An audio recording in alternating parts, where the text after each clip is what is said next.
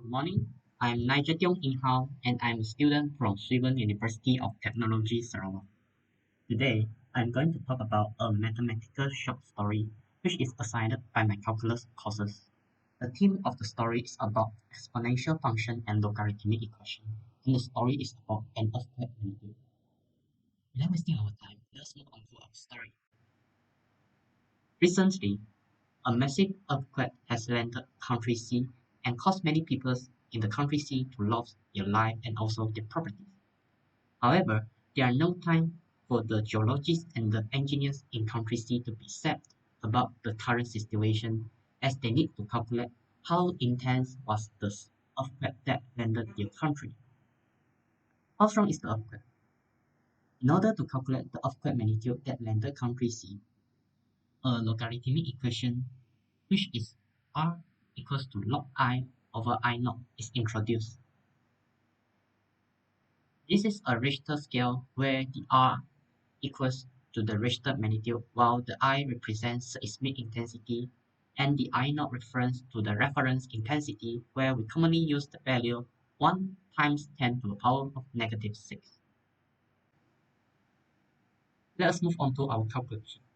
Given I equals to 3.16 times 10 to the power of 3 while I naught equals to 1 times 10 to the power of negative 6.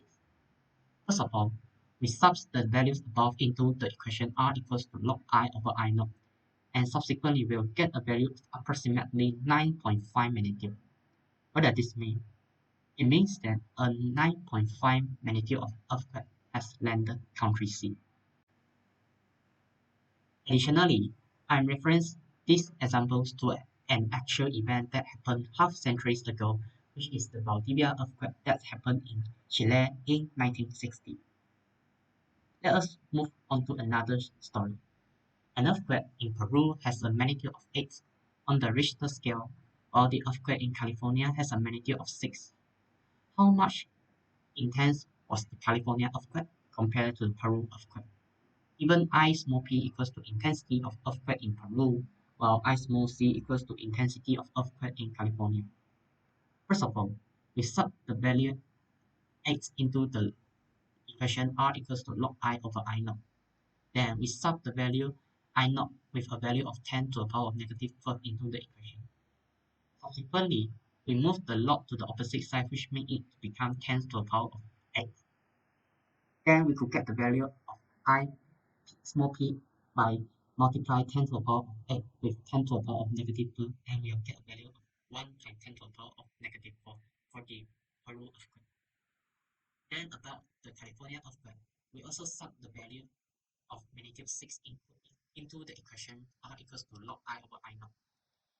Then we sub the value of I, which is the 10 to the power negative 2 equals into the equation. Then we could get the intensity of California earthquake through multiply 10 to the power of 6 to the 10 to the power negative 2, and we will get a value of 1 times 10 to the power of negative 6. Then we compare both intensity of earthquake. We divide them through 1 times 10 to the power of negative 4 divided by 1 times 10 to the power of negative 6 and subsequently we'll get a value of 100. What does this mean? It means that the Peru earthquake is 100 times intense compared to the California earthquake. Last but not least, how can logarithmic equation for earthquake magnitude be used in our society? The logarithmic equation allows scientists to calculate the magnitude of an earthquake from seismic data immediately. The data is crucial to assist emergency service department and government to use the information for issuing tsunami warnings, evacuate people, and deploy rescue teams. That is all from me. Thank you for lending me your ears.